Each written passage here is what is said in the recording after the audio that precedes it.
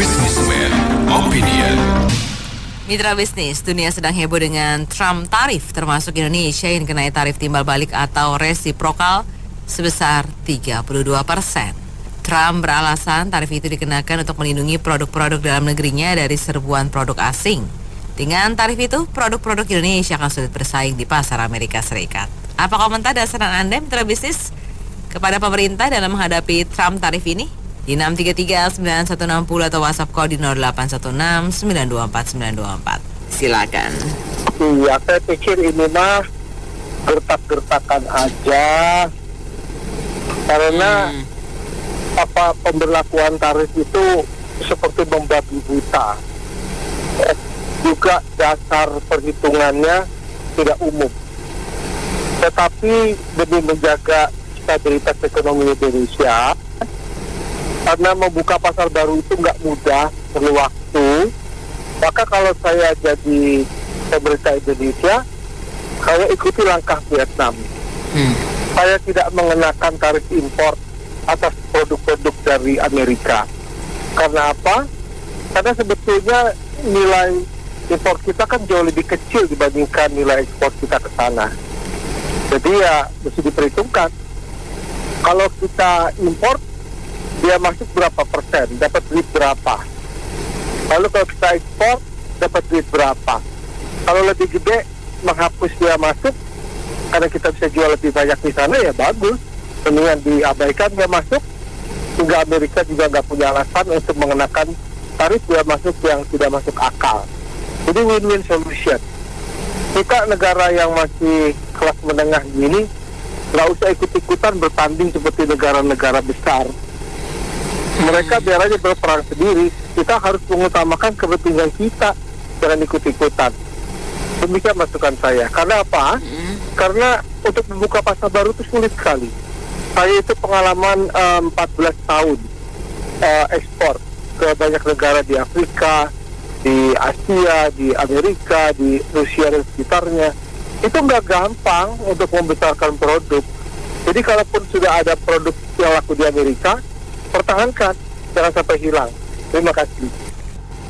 Saya rasa gini ya, ini sebenarnya kan yang diterapkan oleh Trump ini kan kebijakan yang sifatnya timbal balik ya ke negara-negara yang juga terapkan tarif tinggi ke Amerika kan, termasuk Indonesia. Indonesia juga terapkan tarif tinggi ke Amerika itu sebesar kalau nggak salah yang terakhir ini 64% ya kalau nggak salah ya. Gitu. Jadi ya setiap presiden pasti ya, mereka pasti mau melindungi warga negaranya, yaitu satu hal yang wajar ya. Hanya begini, kalau Pak Prabowo bilang begini, kami tidak akan membalas, tapi kami akan melakukan negosiasi. Saya rasa itu juga satu hal yang baik ya. Karena apa? Selain China, Amerika itu adalah termasuk mitra dagang strategis Indonesia. Iya kan? Kita tahu waktu yang tahun lalu. Ini berdasarkan data dari Kementerian Perdagangan ya. Mohon maaf kalau saya salah, tolong dikoreksi. Ini menurut data dari Kementerian Perdagangan tahun lalu itu Indonesia mencatatkan surplus perdagangan dengan Amerika Serikat. Dan surplus yang terbesar itu dari ekspor mesin dan perlengkapan elektrik. Itu sebesar 4,18 miliar US dollar. Kemudian yang kedua tuh ekspor pakaian dan aksesoris pakaian itu sebesar 2,84 miliar US dollar. Terus yang terakhir adalah alas kaki. Itu sebesar kalau nggak salah ya 2,39 miliar US dollar gitu. Jadi saya rasa memang Amerika dan China memang mitra strategis dagang Indonesia. Jadi cuma sayangnya begini sayangnya. Indonesia saat ini tidak memiliki duta besar di Amerika Serikat. Yang terakhir menjabat sebagai duta besar itu Pak Roslan Roslani. Tapi kemudian tahun Juli 2023 Pak Roslan itu diangkat menjadi Wakil Menteri BUMN. Dan saat ini Indonesia tidak memiliki duta besar. Dan ini kan sebenarnya merugikan Indonesia. Jadi upaya yang Indonesia lakukan itu akan tertinggal satu langkah dengan negara-negara yang memiliki duta besar di sana. Seperti itu. Dan sebenarnya juga bagi saya ya, mohon maaf, keanggotaan Indonesia di BRICS ini juga saya rasa kurang tepat ya. Seharusnya Indonesia tetap di tengah-tengah aja. Karena kenapa? Ini pasti ada sentimen negatifnya juga dari arah situ. Karena gini, tanpa Indonesia masuk jadi anggota BRICS, Indonesia pun bisa jalin kerjasama dengan India, dengan China bisa. Gitu, seharusnya Indonesia tetap berada di tengah-tengah gitu. Jadi ya saya rasa sih memang harus dilakukan negosiasi, karena biar bagaimanapun separuh barang Indonesia diekspor itu separuhnya ke Amerika gitu loh. Jadi Amerika dan China ini mitra dagang strategis Indonesia gitu. Kalau Indonesia masih ingin tetap ekonominya memang begini ya. Sebenarnya gini, apapun yang dilakukan, intinya Indonesia harus memiliki duta besar di Amerika. Jangan seperti saat ini Indonesia sama sekali nggak memiliki duta besar di Amerika. Ini akan sulit gitu loh. Jadi upaya yang dilakukan pun akan tertinggal selangkah dengan negara lain, seperti itu. Iya, saya tidak setuju dengan mengatakan kita netral, karena non-blok itu bukan berarti kita nggak bisa masuk organisasi lain. Dan kalau Anda perhatikan, Switzerland itu negara yang terkenal di Perang Dunia 1-2 itu sebagai strategik netralitas. Tapi apakah mereka imun dari tarif? Kan nggak juga. Switzerland itu juga kena tarif juga. Padahal mereka netralitas. Orang mau nabung, mau siapa, dia nggak ada pro negara. Bahkan dia bukan anggota Uni Eropa. Dia uangnya juga tidak pakai euro. Kurang netralitas apa itu Switzerland? Kan dikenakan tarif juga gitu. Jadi dalam hal ini memang netralitas itu tidak isu, tetapi lebih kepada bagaimana Indonesia bisa menegosiasikan ini secepatnya, di samping menegosiasikan supaya tarif ini turun, dan melihat bahwa kalau mengutip seperti yang dikatakan Perdana Menteri Singapura ya, karena saya mungkin lebih percaya Perdana Menteri Singapura yang ngomong daripada ahli-ahli ekonomi di pemerintahan kita, kalau saya pribadi gitu, karena biasnya jadi lebih sedikit. Itu Amerika kan hanya menghitung goods ekspor impor barang, padahal ekspor impor film, kemudian teknologi ataupun software seperti Facebook, Instagram, Gmail atau film-film Hollywood itu dia nggak hitung. Itu mungkin neraca balance-nya dia lebih positif dari kita, kan nggak ada juga film beranak dalam kubur yang diputar di bioskop di Amerika. Tapi banyak sekali film Hollywood yang diputar di Indonesia. Jadi bicara tentang services, entertainment, konser musik, kemudian teknologi atau jasa atas keuangan ya, financial services, karena JP Morgan, Citibank, Chase Manhattan itu kan financial besar yang memberikan juga pendanaan.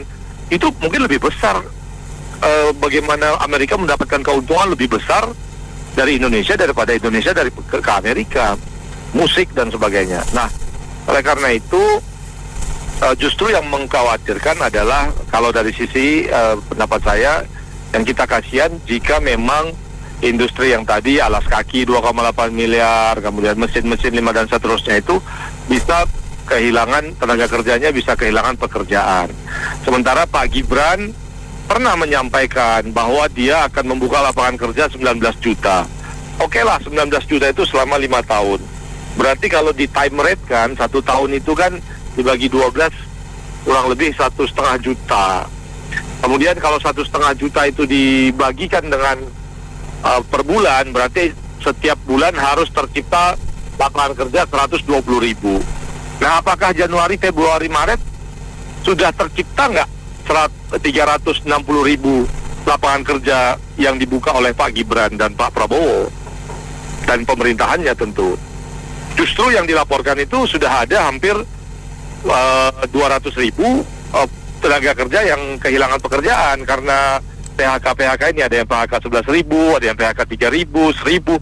Kalau dikumpul-kumpul itu sekitar hampir 200.000 seluruh Indonesia ya, yang terlapor maupun tidak. Jadi berarti ditambah dengan angka sebelum Pak Prabowo menjabat, ditambah yang sudah resign, yang sudah PHK, itu berapa hutang pembukaan lapangan pekerjaan? Bisa jadi hampir 400.000 lapangan pekerjaan yang belum terjadi. Jadi janji atas tenaga kerja, bukaan lapangan kerja 19 juta itu ya tidak usah tunggu 5 tahun, tapi dihitung time rate-nya. Itu kan kayak orang maraton. Kalau larinya 2 jam 40 km, ya 10 menit pertama kamu sudah sampai 5 km apa belum?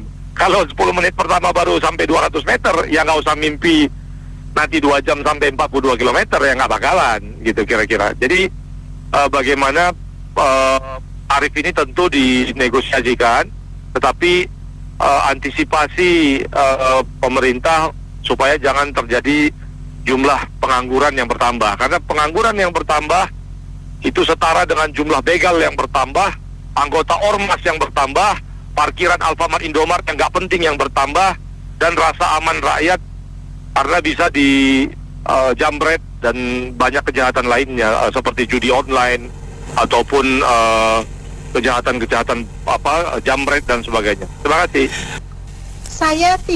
Saya menyarankan pemerintah untuk cooling down dulu, slow motion. Jadi jangan melakukan gerakan apapun kecuali kita introspeksi diri. Kenapa introspeksi diri? Menurut saya saat ini adalah momen yang paling tepat pejabat Indonesia mawas diri. Satu, emangnya kedelai itu harus import ya? Padahal di Grobogan itu tempatnya penghasil kedelai. Grobogan, Klaten, Banyumas, Purbalingga dan sekitarnya itu tempatnya produksi, maksudnya kedelai ya.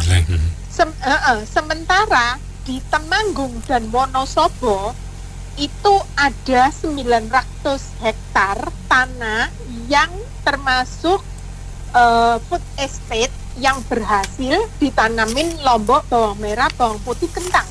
Kenapa tidak itu sebagian dicuplik untuk supaya menghasilkan kedelai sehingga kita nggak perlu import? Satu solusinya. Jadi saya mengatakan bahwa Indonesia sebaiknya ikut China cooling down, bukan negosiasi langsung. Karena kalau sekarang ya belum pemerintah buka aja, mereka ini ternyata menteri-menterinya udah bingung negosiasi. Kalau nanti negosiasi yang dinegosiasikan apa? Kita mau ngambil oil, kata perhimpunan pengusaha. Kita harus ngambil oilnya di Amerika. Pokoknya harus belanja ke Amerika supaya Amerika tidak menerapkan tarif. Jadi kita tuh harus belanja banyak lagi supaya kita itu tidak diterapin tarif. Ini solusi konyol. Kenapa saya katakan solusi konyol? Karena ini idenya pengusaha terus diadopsi oleh menteri, lalu menterinya ke Pak Prabowo. Bisa nggak dibayangin kalau kita itu dalam short time gini, kita itu nggak berpikir panjang, kita itu emang bisa gitu ya. 1, 2, tepung terigu.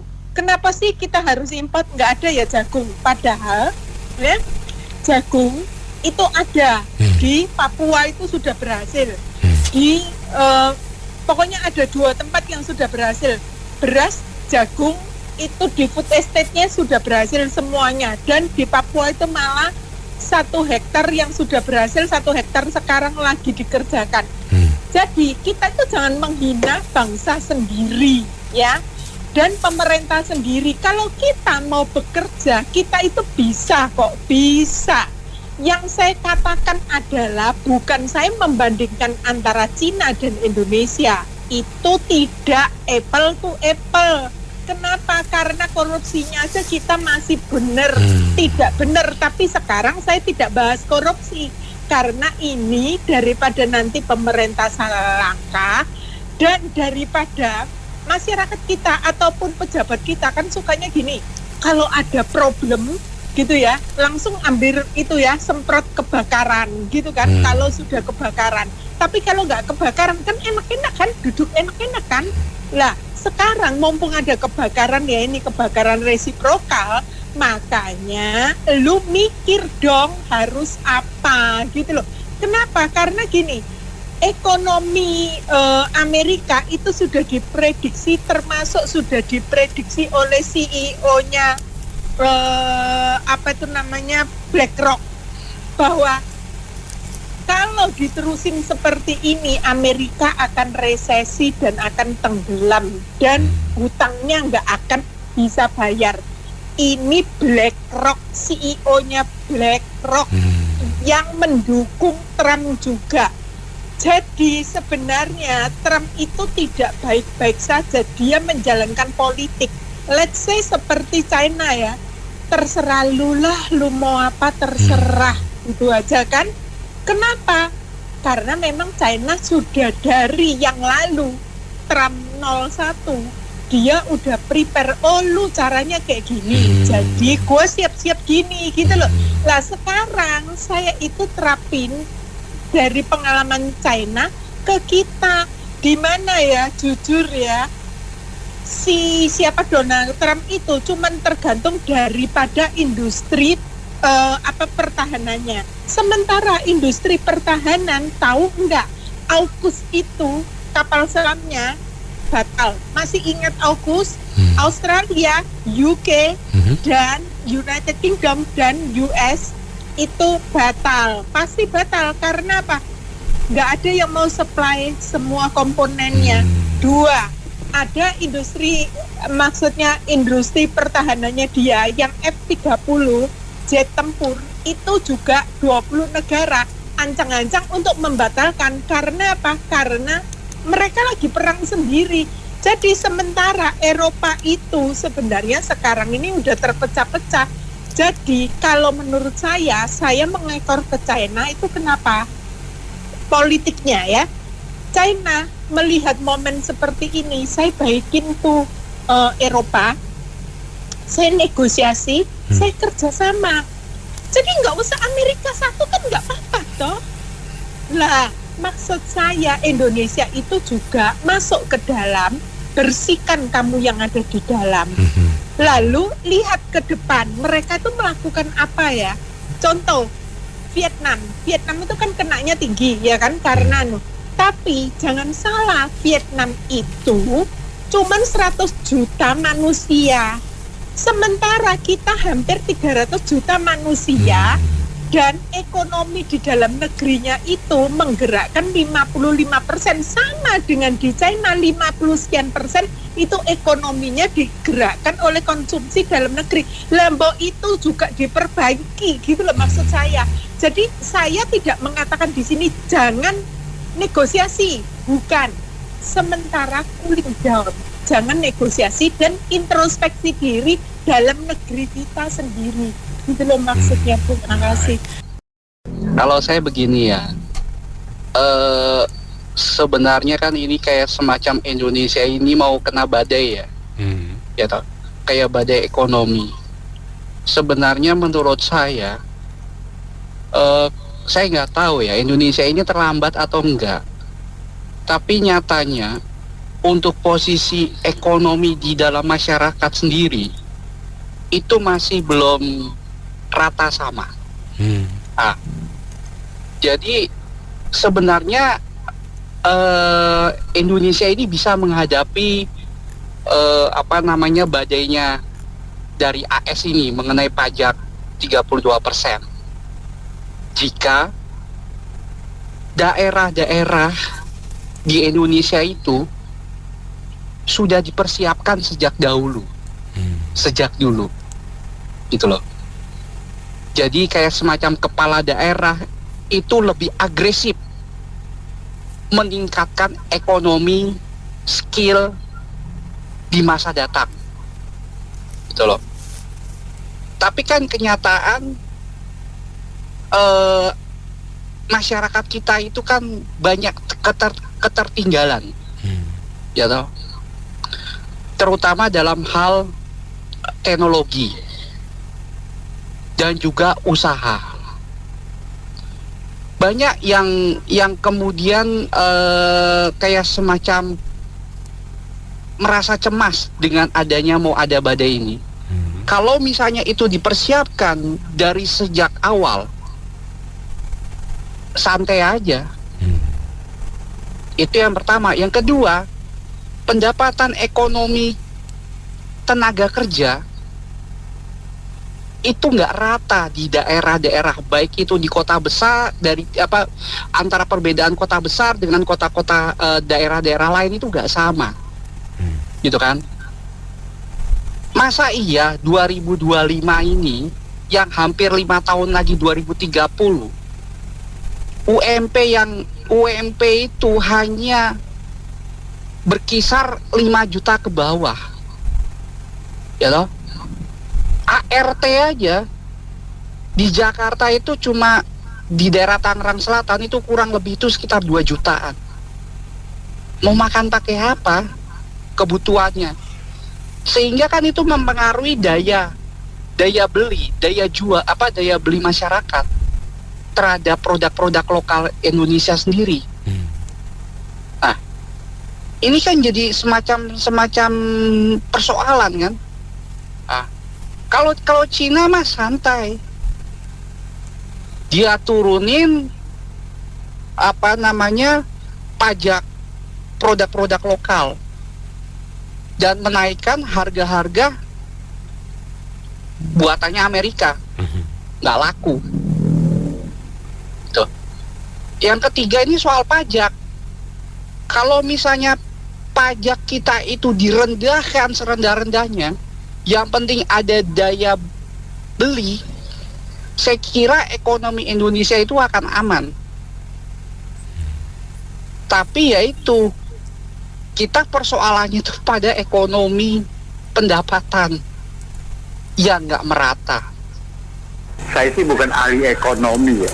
Coba saya nilai, saya pandang hidup di masyarakat. Yang penting ya apalagi 32%, 50% juga nggak masalah. Korupsi dibabat, betul. Disikat itu lebih gede daripada ini 32%. Benar nggak? Contoh, kita sebenarnya Pak Nugula bilang, saya tambah dikit ya. Penghidupan di daerah harus digalakkan. Contoh, dulu kan mau bikin jembatan tol laut kan, antara Bakuni sampai Merak kan, ya. Coba digalakkan. Itu kan pertanian semua kan bisa bawa ke Jakarta lebih murah kan, ya nggak? Di Sumatera kan daerah pertanian, ya nggak, duren, juga kopi. Ya kenapa sampai gagal? Itu kan masa ini ada unsur korupsi, saya dengar sampai nggak jadi zaman dulu. Nah itulah. Jadi Indonesia itu bukannya ini musibah, ini masa terama ya, masa kecil, dia juga merasakan kalau dinaikin 32%, 50% kan. Lain dia juga merasa, cuma bangsa kita tuh tidak siap, tau nggak? Sebelum hujan siapin payung dulu. Cuma bangsa kita gini, pepatah orang tua tau, udah mau berak, baru bikin buru-buru, bikin WC, itu lah cerita kata orang tua, benar. Dan begitu sifat bangsa kita, kayak kebakaran jenggot. Saya kan ya udah umur segitu kan tahu dong, pejabat bangsa kita kan dia nggak, kalau ngomong di TV jago, ya kalau di lapangan MMB semua kerjanya ya gitu lah. Korupsi disikat lebih hebat daripada 32%-nya toh, ya itu. Ya kalau menurut saya sih ini kayaknya si Pak Donald ini kayaknya sebenarnya dia tuh mau bermain api sama negara Cina. Cuman mungkin dia ingin menunjukkan juga ke dunia luar bahwa dia itu yang paling berkuasa gitu. Jadi negara-negara lainnya mungkin tadinya nggak ikut andil apa-apa, terpaksa dia sikat juga kayak negara kita gitu kan. Karena sama Amerika selama ini baik-baik aja gitu. Cuman kalau dia ingin mendominasi pasar global, pertama dia mulai dari Cina tuh, lama-lama yang lain juga jadi ikutan gitu mas. Kayaknya sih Cina kan punya power buat melawan gitu ya, karena mereka selain punya sumber daya alam yang bagus, mereka juga punya sumber daya otak manusia yang bagus. Bukan berarti negara kita nggak bisa melawan, bukan, cuman paling ya jangan diturutin lah kemauannya si Pak Donald itu gitu. Kita coba kasih stok terapi juga kepada dia bahwa bukan cuma dia yang bisa menaikkan tarif barang-barang masuk ke negara dia, kita pun bisa gitu. Mungkin salah satunya bahwa pemerintah kita perlu menaikkan tarif juga, jadi barang-barang yang masuk ke Indonesia dari Amerika itu sama di penerapan tarif yang sama, yaitu 32% di luar tarif internasional ya kan, seperti yang dia perlakukan pada kita. Terus selain itu kalau bisa cobalah kurangin konsumsi ketergantungan produk-produk dari Amerika, itu kan banyak tuh seperti gandum, kedelai atau produk lain gitu. Terus kalau perlu Mas ya, mungkin sebaiknya tuh pemerintah sudah mulai menurunkan lah pajak dari di dalam negeri ini. Jadi pemerintah memajaki rakyat sendiri, coba aja pajakin orang luar gitu. Jadi karena daripada memeras rakyat sendiri kan kasihan tuh Mas. Malah kalau perlu rakyat itu sejahtera aja diperas gitu. Malah kalau yang ekspatriat asal dari Amerika itu kita pajakin lebih besar juga biar mereka kapok gitu, karena pada mereka pun sebenarnya nggak begitu signifikan bagi kehidupan bangsa kita. Banyak juga masyarakat kita yang mempunyai otak lebih cemerlang gitu kan, yang mungkin bisa menyamai otak mereka, bahkan mungkin otak mereka lebih di bawah otak bangsa kita gitu Mas. Jadi sebisa mungkin daripada rakyat kita dipajakin, itulah para ekspatriat dinaikin juga pajaknya, baik pajak tempat tinggalnya atau hidup atau segala macam gitu Mas. Terus yang ketiga itu tadi, cobalah mencintai produk-produk dalam negeri. Sedikit beli barang impor, dan suka kafe Americano, cobalah kafe Indosiano atau Javano, kan banyak di Sulawesi atau dari Lampung ya yang paling terkenal itu. Kayak produk-produk dari mereka tuh diboikot sih enggak, Mas, bisa mungkin kurangi konsumsi dari mereka gitu Mas. Juga itu kaos-kaos, pakaian, sepatu juga dari luar negeri. Kalau bisa malah kita mengkampanyekan keluar bahwa produk itu lebih bagus daripada produk mereka gitu. Jadi sebenarnya gini, Indonesia harusnya nggak kelabakan kalau udah ngerjain PR, kalau minjem istilahnya Pak Tony ya. Kita kalau udah pada pangan dari dulu, udah bisa berdiri sendiri ya, kuat gitu kan. Ini kan masalahnya kan kita masih banyak bergantung sama sono sama sini, dolar bayarnya masih pakai dolar kan. Kalau kita kuat jadi enggak. Jadi makanya ini merupakan akibat dari apa yang terjadi selama ini. Makanya kalau mau beres ya beresin dulu PR-nya dan jangan banyak nyontek ya. Ya. Penegakan hukum ditegakkan ya. Korupsi ditiadakan, sehingga kan kalau sekarang kan sekarang banyak harusnya kan misalkan contoh lah impor kan dijadiin rent kan, itu kan jadi kita bergantung sama mereka kan. Nah, jadi ada pejabat-pejabat yang ngambil manfaat dari impor kan gitu. Benar. Terus kemudian kalau mau diberesin ya itu diberesin aja, jangan sampai banyak korupsi. Akhirnya kan kita bisa mandiri. Terus kalau masalah ekspor ya, ekspor kan kita sebenarnya nggak harus ekspor barang-barang yang dikenain tarif kan. Kalau ekspor tenaga kerja kan bisa kan, kalau tenaga kerja yang white collar ya, itu kan ekspor ya, itu kan menghasilkan dolar juga buat kita jadi kuat kan, kan itu jadi. Terus satu lagi ya, sebenarnya kan kalau yang trading option, trading forex kan bisa untung karena duitnya udah dibayar pakai dolar kan. Bisa ketawa kita sebenarnya kan gitu. Iya. Terus ini ingetin aja teman-teman kan, Pak Sefem mau bikin itu kan acara besok ya, itu yang dari Sandler. Iya betul, yang dari Sandler. Jadi bahan pertimbangan lah. Satu lagi mungkin ya, si Benix sama itu bikin Guru Gembul ada podcastnya tuh bahas mengenai ini. Oke. Jadiin bahan dari ICC. Iya, dari dulu saya berusaha ya, atau pengusaha dari zaman Orde Baru selain aparat, karena saya join aparat juga sih. Saya tahu persis, berusaha juga ada yang ekspor dari dulu, bidang mineral dan non mineral. Jadi saya hafal sekali beberapa ekspor ke negara maju dan negara berkembang sudah saya lakukan. Dan memang omsetnya itu berbeda-beda antara negara maju dan negara berkembang, atau sama-sama negara maju sekalipun, atau sama-sama negara berkembang sekalipun. Di mana yang ciri khas masyarakatnya konsumer seperti Amerika Serikat dan juga di beberapa negara lain, itu kalau mereka keadaan ekonominya lebih bagus atau mayoritas penduduknya sudah bekerja seperti Amerika saat ini, sedikit pengangguran banyak yang bekerja, itu daya belinya kuat sebetulnya, terutama terhadap produk pangan. Lalu berikutnya sandang, papan. Itu sangat berguna sekali bagi para pelaku ekspor, dan mereka akan dapat omset yang besar dibanding dipasarkan di negara di luar Amerika Serikat tentu saja. Itu sudah pernah saya alami dan masih saya alami sampai saat ini. Lalu bagaimana kalau ada tarif pajak tinggi 22% atau dan lainnya? Tentu nanti hasil penjualnya tidak sebagus sebelum ada pajak, karena kan harus biaya barang ditambah biaya tarifnya. Iya, sehingga hasil pembelian atau hasil penjualan sedikit. Yang beli di sana sedikit, dengan kata lain daya belinya menurun karena harganya jadi tinggi gitu. Itu yang di demo sama penduduk Amerika Serikat saat ini masih di demo loh di 50 negara bagian. Betul. Bukan yang di orang Amerika yang di Eropa juga ikutan demo. Sabtu kemarin bahaya, bahaya buat CEO yang kerjasama dengan para pengimpor. Mereka kan beli lalu diekspor gitu ya, belinya dari pengimpor. Mereka berpandangan negatif pada CEO-nya, lalu yang konsumennya mereka keberatan karena harga bisa naik. Adapun nanti misalnya ada nego dari negara lain karena yang melawan Cina, Tiongkok ya, karena ekonominya sama-sama bagus, hampir merupai dengan 26 US dollar billion. Kalau Cinanya 17 kalau tidak salah, hampir mendekati. Jadi Cina ini yang melawan, hampir mirip ekonominya, daya ekonominya sama Amerika. Kalau kita kan nomor 4, jadi ada takut lah ya kalau harus kayak Cina gitu, paling nego. Dan nego-nego yang banyak dilakukan negara termasuk kita, itu memang cara-cara kemungkinan terbaik. Tapi jangan kalah dalam nego. Kata Pak Presiden bawa pidato, kita kan punya daya tawar. Misalnya Amerika kita butuh kedelai. Ya Amerika mau pasok tidak. Kita butuh gandum, Amerika mau pasok tidak. Kita butuh minyak, kita kan masih impor minyak. Kalau Amerika mau impor tidak apa-apa, tapi harganya yang terutama yang kita jangkau, jangan yang terlalu tinggi. Jadi kita banyak penawaran itu. Masa iya sih nggak dapat pajak yang lebih rendah gitu kan? Siap.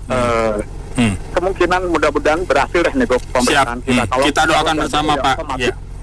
Takutnya efisiensi nih Mas, PHK masalah di sektor padat karya yang tekstil, garment, alas kaki yang ditakutkan itu akan muncul. Karena pasar lain tidak sebagus omsetnya pasar Amerika. Terima kasih. Assalamualaikum warahmatullahi. Jadi gini, pengen ngomong nih, kita ngomong bukan mau jelek-jelekin pemerintah, clear dulu nih, ya nggak? Karena kita ngeliat udah ganti pemimpin, ganti semuanya, belum ada perubahan nih negara, udah merdeka hampir berapa puluh tahun, hampir 80 tahun, ya nggak? Jadi abang pun udah jadi abang, si Cina adek pun kenapa menang dari abang, kan begitu ya judulnya. Jadi sekarang topiknya gini, ini perang dua gajah nih bro. Iya benar. Dua gajah, dua singa, raja hutan, ya nggak, berantem, ya nggak, yang dibawa keinjek-injek, ya nggak? Iya benar. Indo keinjek-injek, ya nggak? Bisa kagak kayak Cina? Kita kan mimpinya sama dong, ya nggak? Mau jadi gajah atau singa, ya nggak? Bisa kagak? Lah udah ganti presiden berapa kali yang kaya pemimpinnya, rakyatnya mah kagak, ya nggak? Betul nggak? Iya. Ntar kita dibilang ngejelekin nih, kagak, Pak, ya nggak? Karena semua pemimpin makin kaya waktu dia turun dari jabatannya. Fakta, ya nggak? Mau disebutin? Jangan sebutin lah, udah pada tahu, ya. Kita lihat ini dua berantem. Kita di bawah, kena injek, mati atau kagak, kan judulnya begitu. Katanya jadilah kita, coba, bisa nggak seperti Cina? Sekarang gue balik tanya, tadi Pak Setiawan ngomong kan sama gue, sepakat selalu. Kalau di sekolah, lu disuruh bikin tugas, lu disuruh bikin PR, kagak lu kerjain itu PR, itu tugas. Lu mau ujian, lulus kagak? Kagak. Ini kan ujian. Betul nggak? Iya. Yang lu kerjain tugas lu 20%, lu banyakan madol, boros, korupsi waktu, korupsi, ya nggak? Lu nggak pernah dateng waktu sekolahan, PR lu nggak lu kerjain no, semua no, ya nggak? Korupsi gila-gilaan kalau kata Akong, enggak? Birokrasi ancur-ancuran, apa hukum kagak jalan, itu PR tuh semua tuh, enggak? Lu ceritanya mau kayak Cina nantang, wah, enggak? Bahasa orang Amerika, ala lu bikin tempe aja minta dari gua lu, kan gitu. Betul nggak bro? Iya benar, kedelainya impor. Iya, kedelai lu nggak bisa bikin tempe bagus, digituin, enggak? Kan betul, pengrajin tempe tahu udah ngomong nggak bisa kalau kedelainya harus kedelai lokal, ya nggak? Lah tanah segitu gede dikuasai oligarki, dikuasai pejabat.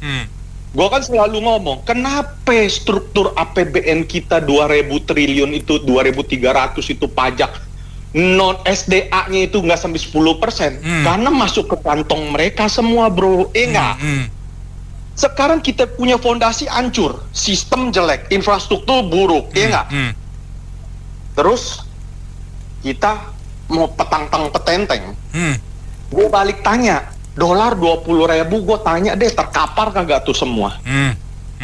Iya nggak? 17.000 aja udah pada kejang. Itu banyak. Kita mau ngomong apapun, ketergantungan kita sama dolar berapa banyak? Iya nggak? Kurat utangnya US dollar, iya nggak? Lo mau ngomong apapun dibikin 20.000 juga keder lo, iya nggak? Ya, kita beda loh sama Cina. Cina malah dilemahin yuannya. Kita kalau dilemahin $1 25.000, kejang bro semua. Utangnya dolar. Iya nggak? Kalau makanya gue bilang fondasi kuat, apapun kuat, hukum kuat. So, kita cuman mungkin berasa datang ujian. Paling gue nggak bisa jawab 2 soal, tapi nilai gue 90. Kan logikanya begitu ya bro ya?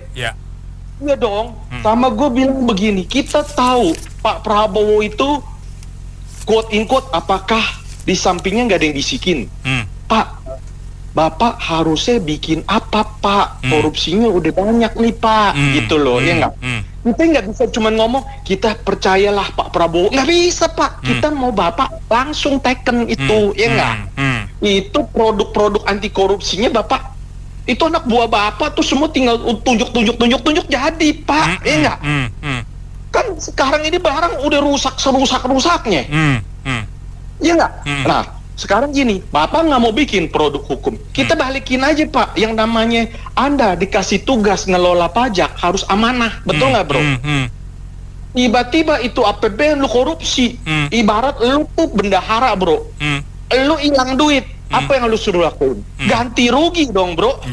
Gue nggak sedang mengajarkan orang untuk nggak bayar pajak, catet nih bro. Kita tetap warga negara harus bayar pajak. Tapi bro, kalau lu bobo 50 triliun, pemerintah harus tanggung jawab 50 triliun. Karena apa? Lu hukum itu orang. Sekarang gue fair-fairan ngomong, pertama kita tunggu dah, ya enggak? Tapi yang jadi lucu-lucunya apa? Bininya si Anu naik tuh jadi komisaris bank, padahal backgroundnya orang hukum. Itu orangnya. Lah ternyata itu tengah malam deal-dealan begitu. Kan begitu ya bro ya? Kan jadinya kita, lah lu kok kayak begini sih ya? Hukumnya mana? Gue sih udah dah, kalau udah ngomong. Makasih bro. Oke, panjang lebar sudah dengar. Kalau saya sih ya, kalau saya menanggapi yang Donald Trump ini ya, ya Donald Trump, menurut saya udahlah, engkong kita ini engkong yang sudah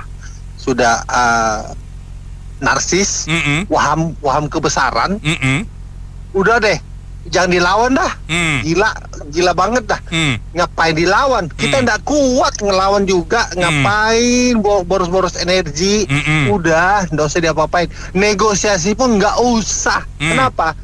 Karena dia memang kalau lihat strateginya dia memang suka lu minta negosiasi. Setelah negosiasi lu ditekan habis-habisan, lu harus begini, harus begitu.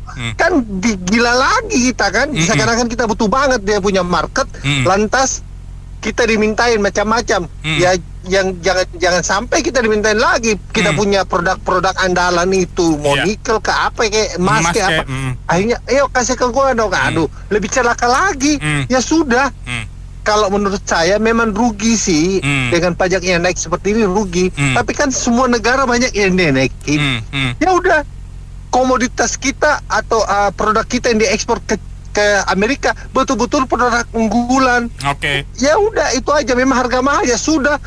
Orang Amerika mau beli atau tidak ya terserah. Pertama, yang kedua, cari pasar yang lain. Kita kan sudah masuk break.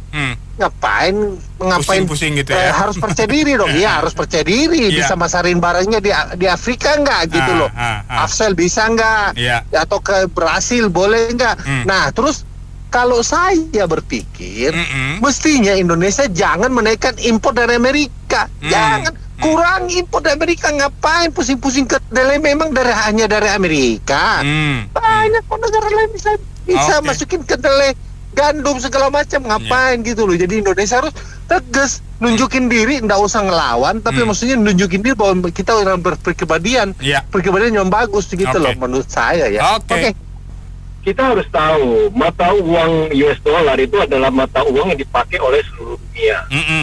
Amerika Serikat posisinya bagaimanapun dia itu adalah negara yang siap untuk defisit transaksi.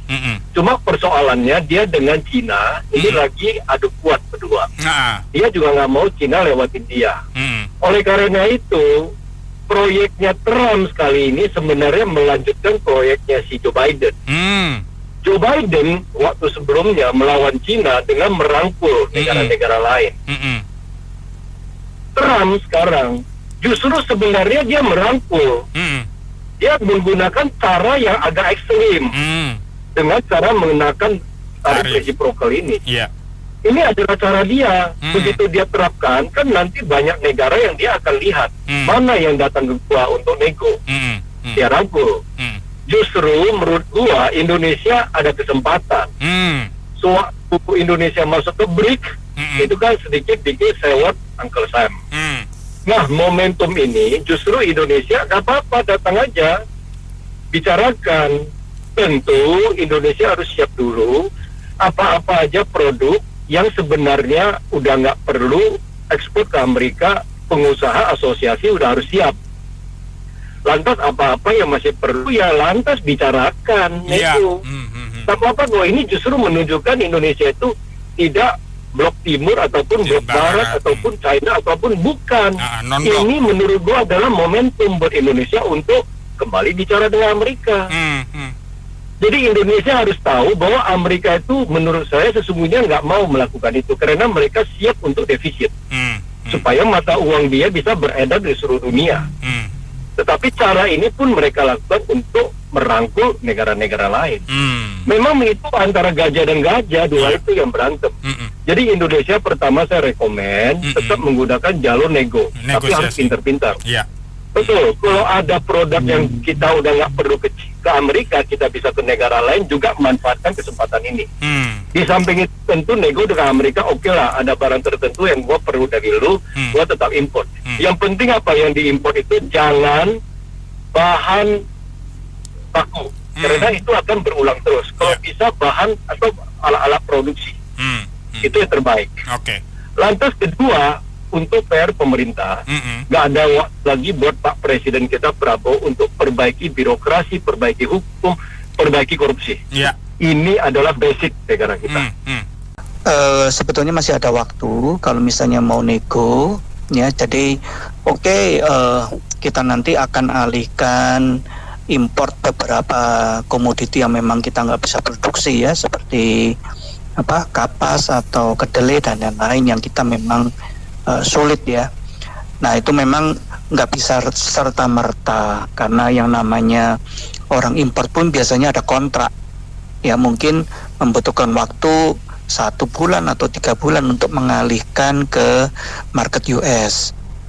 Nah, ini kan yang penting adalah komitmen kedua belah pihak. Kalau misalnya nanti saya impor dari Anda, nanti setelah impor terrealisasi jadi berapa nih tarifnya, ya, ekspor Indonesia jadi berapa, kan harusnya seperti itu, ya. Jadi memang mencari market baru itu nggak gampang, ya, apalagi memang bisa dikatakan seluruh dunia, semua negara itu ibaratnya untuk ekspor ke Amerika itu seperti orang ngantri, ya, harus ada syarat-syarat apa dan sebagainya, dan mereka kalau misalnya nggak happy, mereka pun juga akan mencari market yang baru.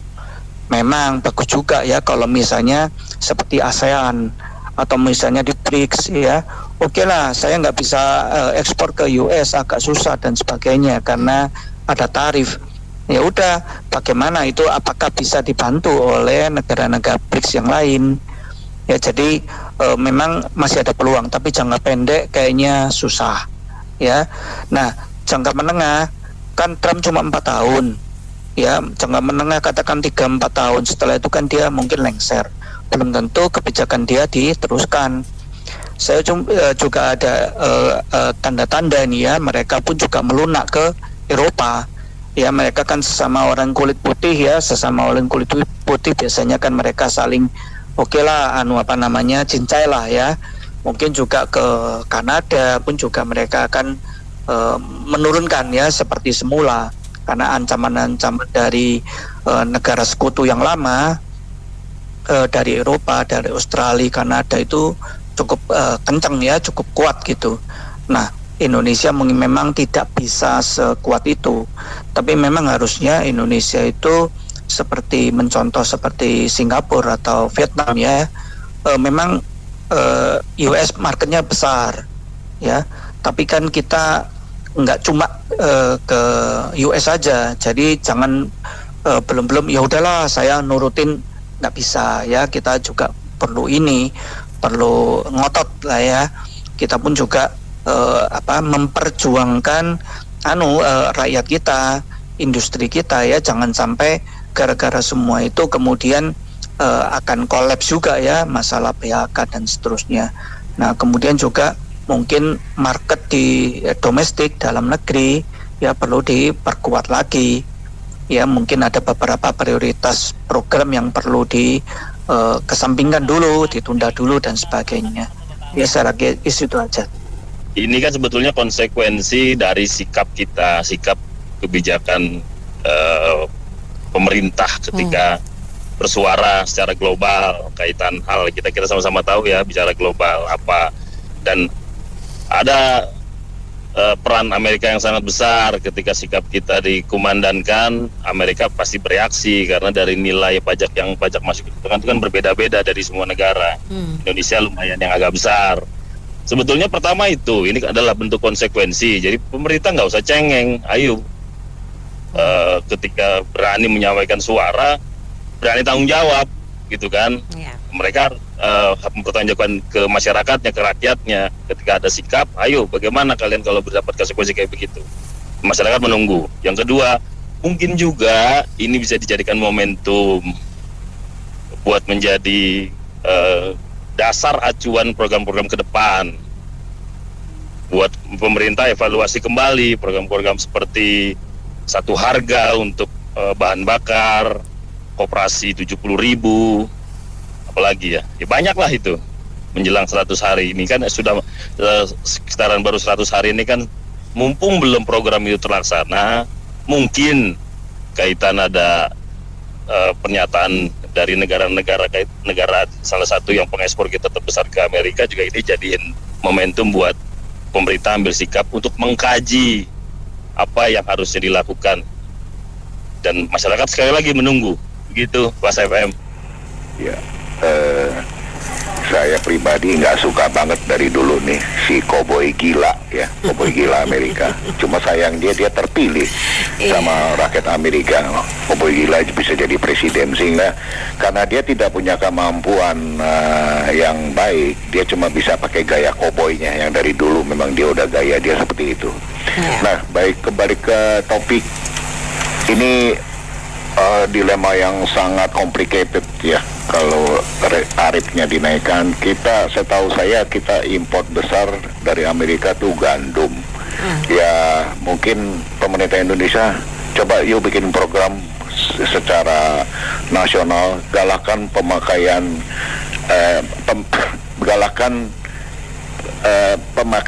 makan beras, jangan makan barang-barang yang mengandung gandum dan tepung. Jadi yuk kita galakan makan umbi-umbian supaya ketergantungan kita dengan gandum akan berkurang secara bertahap. Salah satunya itu sebagai orang awam. Terima kasih. Saya kira Donald Trump, Pak Presiden Amerika Serikat ini merasa tertegun ya dengan raca perdagangan defisit ya terhadap negara-negara yang dinaikkan ya, sehingga pemasukan mereka berkurang gitu loh. Jadi mau nggak mau untuk menstabilkan keadaan perekonomiannya, mereka harus memproteksi dengan jumlah yang tinggi gitu loh. Buat Indonesia sendiri saya pikir perlu mengambil langkah-langkah yang baik ya, karena selama ini kan surplus perdagangan harus dipertahankan. Dari Amerika mungkin produk-produk tertentu seperti kapas atau hal dan yang lain-lainnya supaya bisa tetap dalam posisi neraca perdagangan yang surplus gitu loh. Karena kalau tidak ya cukup dampaknya kurang baik ya. Kalau kita lihat di Amerika sendiri penduduknya pun melakukan demo ya. Saya lihat tayangan di salah satu medsos itu sampai mereka demo ya mohon maaf nih menanggalkan pakaiannya karena tidak boleh membeli barang-barang dari produk China itu dengan harga yang murah. Kalau dalam negeri sendiri kan mahal gitu loh. Jadi saya kira itu bisa menjadi pemikiran. Cuma namanya Pak Trump ini punya kebijakan sendiri yang tidak mau diganggu gugat, kelihatannya otoritasnya tegak lurus dengan apa yang jadi pemikirannya gitu loh. Saya kira itu aja sih. Kita ini kaya raya, tahu nggak, hukumnya harus tegas dan jelas baru mau orang invest ke sini. Nah itu preman-preman suka di jalanan minta-minta itu aja nggak ditindak, dibiarin aja. Itu yang orang-orang kerja di pabrik juga dia harus masuk anggota buruh. Bagaimana jadinya? Mereka juga cari duitnya dengan susah itu. Pabrik-pabrik banyak tutup, jadi PHK-nya itu banyak. Pada nggak ada kerjaan bagaimana? Kalau negara kita ini hukumnya tegas dan jelas, itu yang korupsi ditindak tegas. Kalau di luar negeri tembak mati, nggak berani lagi orang, disita, dimiskinkan. Enak-enak aja itu berapa ember uangnya berapa triliunan masih ada aja nggak disita. Gimana itu jadinya? Kalau disita dong diberitain, nih begini, jadi orang tahu semua. Jadi yang invest tuh mau ke sini. Orang incarinnya itu tuh di Papua ada uranium, ada emasnya banyak. Tuh orang Jawa aja bilang ke saya, di Jawa juga orang dipanggil emas karena di situ banyak emasnya. Kalau dari luar negeri sih tahu, dia kalau pakai satelit dilihat dia tahu itu di mana ada. Makanya ada kan yang gelap-gelapan tuh buka itu ambilin emasnya. Itu aja Bu. Tarif Trump ini ibarat topan ya. Ujuk-ujuk tiba-tiba muncul, semua pada panik. Padahal secara teori seluruh dunia kan dikenain, Indonesia kena 32. Sebenarnya yang menjadi saingan itu secara teori nggak ada ya, karena sama-sama kena. Kalau hanya Indonesia kena, itu kiamat itu. Tapi Vietnam sudah telepon ke Amerika nego untuk menurunkan jadi 0. Jadi sekarang saingan terberat hanya di Vietnam. Mungkin Malaysia lebih rendah sedikit. Dan kedua, tidak semudah itu. Trump kan cuma 4 tahun, mungkin sisa 3,5. Emangnya dia bisa naik lagi? Nanti ganti presiden, ganti lagi kebijakan. Coba ganti Demokrat, pasti lebih lunak lagi. Lalu siapa yang mau tiba-tiba mendirikan pabrik? Nggak semudah itulah. Menurut saya itu Trump lagi main poker itu, lagi gertak ya. Yang kalah mental ya sudah nego. Tapi yang lebih hebat lagi per hari ini dia menghantam lagi Cina 50%, artinya berlipat-lipat. Ya kalau dua ini sikat-sikatan ya kan tahu sendiri. Semua yang ada di dunia ciptaan Tuhan. Kalau sampai yang tidak diciptakan Tuhan pasti made in China. Lalu mau digantinya nggak semudah itu. Indonesia sendiri kalau produknya sama-sama kena ya forward gitu loh. Seharusnya efek secara teorinya tidak ngaruh karena kenanya sama. Mau pindah kemana? Kalau nggak beli di Indonesia mau beli di mana yang lebih murah dari Indonesia? Sama-sama kena tarif kok. Itu secara teori, secara psikologi ya semua ketakutan. Biasalah mental gitu ada ketakutan. Secara teori nggak semudah itulah mau mengganti produk tiba-tiba. Yang paling menderita sebenarnya rakyatnya. Indonesia mah pengangguran tidak semata-mata karena tarif. Indonesia sendiri jalan bobrok kok. Premannya luar biasa itu. Malas kita mau dagang di Indonesia. Belum lagi preman yang berseragam. Dari aparatnya, dari izinnya, itu yang bikin kita susah. Kalau dalam negeri kita bikin mulus, semua bikin alami, bekerja dengan baik. Ada gejolak iya, tapi nggak separah yang ditakutin itu aja. Ini kalau Donald Trump sebetulnya orangnya keras, tapi hatinya baik. Tuh caranya disanjung-sanjung, dikasih harapan palsu, nanti kita impor banyak nih gitu. Begitu nanti kan dikasih keringan. Nah, tuh. Yang menyulitkan justru aturan dalam negeri. Aturan dalam negeri itu kan tetangga saya itu orang Korea itu tenaga kerjanya 20.000 ya kan, tukang jahit, konveksi. Nah sekarang ada peraturan Menteri Perdagangan, barang-barang yang dari luar, baju sepatu yang dari luar itu bebas, nggak kena pajak. Sehingga masuknya apa? Masuknya bebas. Itu justru yang matiin pengusaha kita. Karena apa? Yang memberi lapangan pekerjaan di Indonesia kita, dia karena saat masuk bahan bakunya nggak kena pajak, berarti nggak boleh jual di Indonesia, gitu, nggak boleh, harus diekspor semua. Sedangkan yang jahit di Vietnam, di Cina itu boleh masuk, boleh jualan di sini gitu. Itu kadang-kadang peraturannya itu apa Menteri Perdagangannya bodoh sekali, apa dia nggak ngerti, aku juga nggak ngerti gitu. Soalnya kita kan nggak pernah di pemerintah, gitu kan. Makanya itu peraturan-peraturan seperti itu yang bunuh usaha dalam negeri. Ya masih pekerjaan ribuan, puluhan ribu itu nggak boleh jualan di dalam negeri, harus diekspor semua. Tapi yang nggak ngasih pekerjaan boleh nggak kena pajak, bebas masuk. Makasih.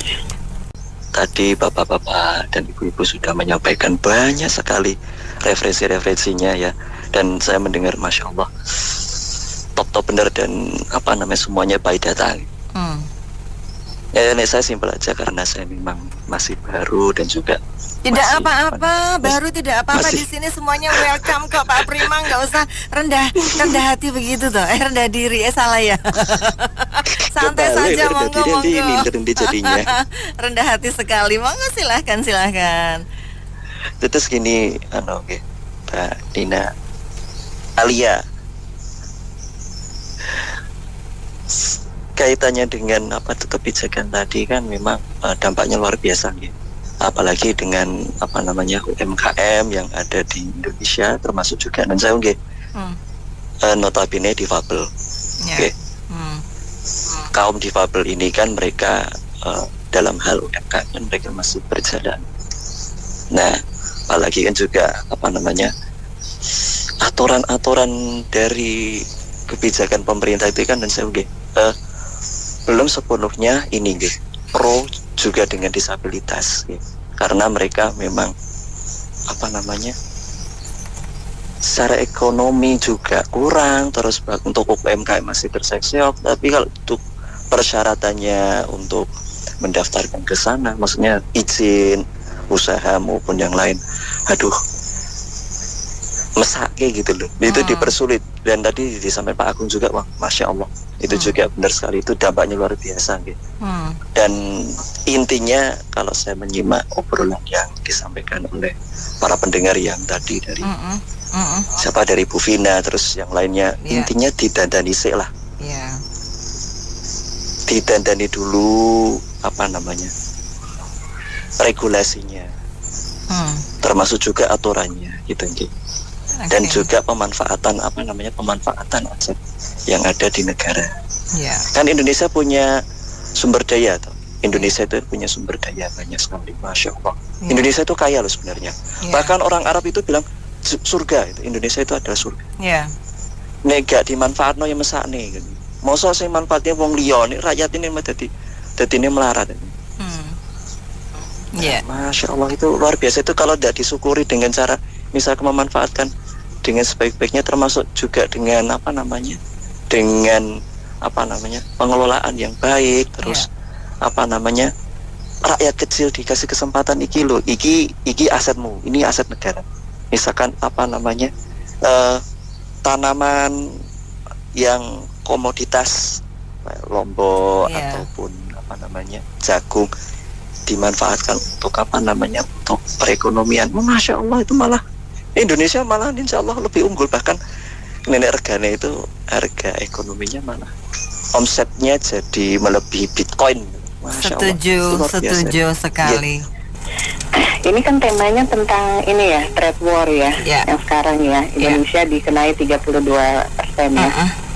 Dan ya tadi saya sepakat ya, kalau anak sekarang bilang bolos aja gitu. Bolos aja lah. Bolos aja gitu, sekolah aja gitu, santai aja. Itu bahasa anak saya gitu tuh. Jadi kan tidak hanya Indonesia yang dikenakan. Ini kan memang ini angka donor bebek ini lagi jalan naik ya. Memang saya cermati ya, itu mungkin psikolog atau bisa mencermati lah ya. Dia berusaha untuk memproteksi ya itu umum ya, yang general lah ya, itu memang sudah naluri mungkin seorang kepala negara yang memproteksi barang dalam negeri ya. Jadi cuma ada catatan di sini, sebetulnya US sendiri itu sudah defisit neraca perdagangan sejak George Bush ya 2001 ya. Tapi ini kuat di industri militer ya. Jadi satu-satunya negara yang tidak yang tidak import barang-barang militer itu hanya US ya. Memang neraca perdagangan secara kuatnya di industri militer gitu ya. Tapi kan kita secara negara ya Mbak ya, negara ini kan ratusan di dunia ini ya, pasti semua saling bergantungan ya. Mungkin negara A punya produk mungkin yang tidak dimiliki, misalnya contoh tadi gandum ya toh. Nah solusinya apa? Pengganti ya, substitusi dari gandum kan bisa jagung ya, atau ini yang saya nggak habis pikir ya. Kalau secara neraca perdagangan kita ini sebetulnya peluang untuk para eksportir kita. Jadi ini tuh sebetulnya teguran ini loh untuk semua oknum-oknum yang mencari celah ini Mbak, cuan komisi dari ini profit import. Ya. Logikanya negara kita ini dulu dikenal negara tropis, negara maritim gitu, negara agraris, betul.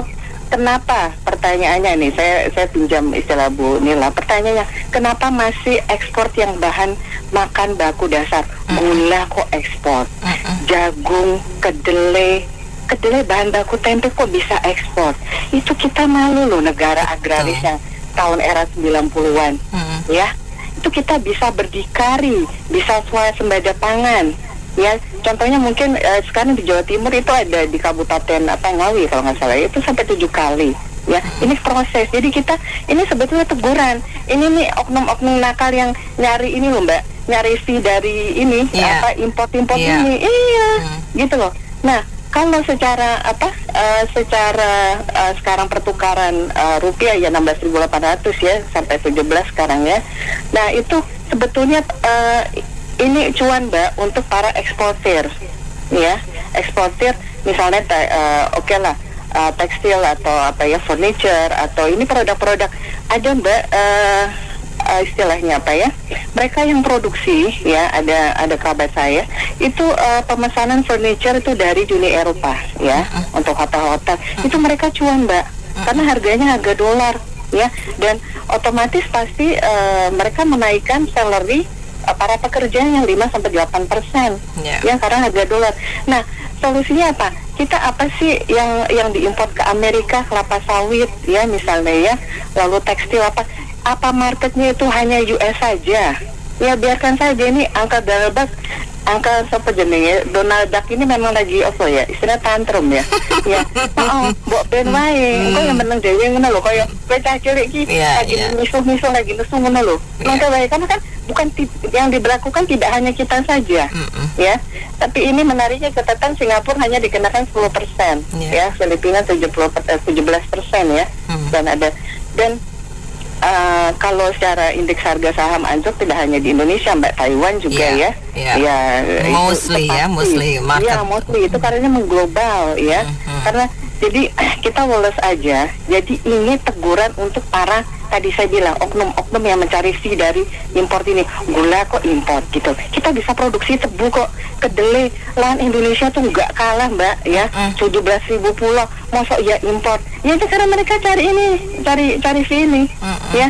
Jadi tapi yang untuk mereka yang makanya kalau perdagangan kita surplus ekspor lebih besar daripada import, itu yang sekarang dengan menguatnya dolar ini yang diuntungkan mereka para eksportir. Jadi ini peluang Indonesia ya, tadi benar sebagai catatan ya, jangan-jangan kita harus lebih giat, lebih rajin. Kan ada istilah Mbak ya, rajin pangkal rajin pangkal pandai, hemat pangkal kaya. Hemat pangkal kaya katanya gitu ya. Rajin pangkal sugih. Nah itu, jadi ini bagaimana kita cari celah? Kok apa marketnya kan hanya US kan enggak ya? Ada Uni Eropa, ada, jangan inilah. Jadi santai aja. Nah ini kalau masih ada oknum-oknum yang cari celah untuk import ya di ini ya sekarang ya mereka kena gitu ya. Jadi jangan ya produksi dalam negeri saja. Ini memang berdampaknya ya sama yang mungkin mereka yang punya anak ya Mbak yang kuliah di luar ya, yang nilai tukarnya dolar ya, itu memang mungkin berdampak. Atau misalnya kita tidak perlu berwisata ke US, ya kan banyak destinasi wisata ya. Domestik ya, oke. Ya, jadi ini peluang untuk kita mengekspor ya kalau kondisi dolar sedang menguat seperti ini. Importnya yang diperkecil. Nah, perang utama di dalam negeri, perang utama musuh kita bersama apa Mbak? Extraordinary crime. Itu perang utama, itu maling-maling koruptor dari yang berdaksi. Nah itu kalau sudah ada perampasan aset ya, pembuktian terbalik, itu aset mereka bisa dimasukkan ke kas APBN, tidak mungkin kita defisit. Ya bisa jadi surplus malahan ya. Ya jadi surplus, saya yakin itu. Ya ini mau tidak ada itikat baik tidak. Kalau ini Taman Kanak-Kanak Senayan ya, ini makanya ini kan namanya juga Taman Kanak-Kanak ya Mbak ya. Ya kalau memang masih mereka berempati ya untuk kondisi sekarang ya salary mereka, gaji mereka dipangkas lah ya, karena ekonomi tidak baik-baik saja. Undang-undang perampasan aset pembuktian terbalik itu musuh utama kita di sini. Sekarang perang itu tidak melalui kekuatan fisik seperti dulu ya Mbak ya. Perang ekonomi. Bagaimana kita bisa berdikari dengan kita menjadi ekspor. Sebetulnya banyak Mbak ya produk-produk yang bisa dijadikan untuk produk ekspor ya. Kita kaya dengan SDA, minerba. Rempah kita kaya juga banyak dengan rempah. Makanya Belanda itu bisa menjajah kita 350 tahun karena rempahnya. Betul. Mereka tidak ada itu jahe, lengkuas, salam, ya kan? Iya betul. Iya toh Mbak. Yo main mandur neng Belanda banyu tok ngono toh. Ditransit Mbak. Nah, jadi gini aja deh sederhananya. Misalkan kita mengekspor 120 juta US dollar barang-barang maupun lainnya. Kita mengimpor 100 juta US dollar. Berarti ada selisih 20 juta dolar. Nah, 20 juta dolarnya itu yang dikenakan tarif Trump yang sebesar 25% itu. Jadi bukan 120 juta US dolarnya, tapi 20 juta dolarnya yang dikenakan tarif. Jadi selisihnya doang. Jadi tujuan Amerika itu adalah sebenarnya baik juga buat negara dia, agar semua negara itu berinteraksi dagang dengan negara dia. Jadi kalau misalkan lu ekspor barang ke gua 120 juta US dollar, ya lu harus mengambil barang dari negara gua senilai yang sama 120 juta US dollar, biar lu nggak kena tarif pajak dari yang gua tetapkan gitu. Jadi tarif pajaknya kalau Anda jualan 120 juta US dollar, Anda beli barang dari Paman Sam 120 juta US dollar, Anda tidak kena pajak. Berarti selisihnya nol, ya kan Mbak ya gitu ya. Nah gitu jadi ceritanya. Jadi tujuannya sebenarnya dia agar semua negara berdagang dengan Amerika. Tujuannya seperti itu sih. Sebenarnya baik. Jadi tujuan dibuat negara dia baik, sebenarnya tujuan buat negara kita juga baik. Jadi kita mungkin bisa buat regulasi atau kita bisa minta negeri Paman Sam untuk tidak membatasi barang dan jasa yang bisa kita pilih. Kan sekarang banyak tuh kayak Amerika melarang chip dia untuk dijual ke Cina. Nah, kita bisa negosiasi bahwa oke, gue setuju dengan tarif lo, tapi kamu harus membuka semua barang dagangan kamu, barang maupun jasa, tidak dibatasin gitu. Mungkin kita bisa beli chipnya juga gitu. Jadi dengan gitu teknologi AI kita di negara kita bisa bersaing gitu. Jadi gitu aja sih menurut saya. Jadi tujuannya sebenarnya ya untuk negara Amerika bisa berdagang dengan semua negara gitu aja. Jadi nggak perlu takut ya khawatir dengan tarif Trump itu. Jadi selama kita surplus, kita nggak perlu takut gitu aja. Terima kasih. Yang Bapak tadi ngomong itu nggak, maksudnya tuh realitinya tuh nggak begitu. Kalau itu kan nunggu kapan bisa tahu surplus dan minusnya, bukan gitu. Jadi memang betul resiprokal itu, tapi saya sendiri nggak ngerti kapan ngitungnya. Selisihnya kapan yang dikenakan yang selisihnya itu? Terima kasih. Baik, terima kasih Pak John atas komentarnya. Oke, baik mitra bisnis. Demikian sesi Businessman Open untuk kali ini. Terima kasih sudah memberikan opini. Saya Anita Wijaya.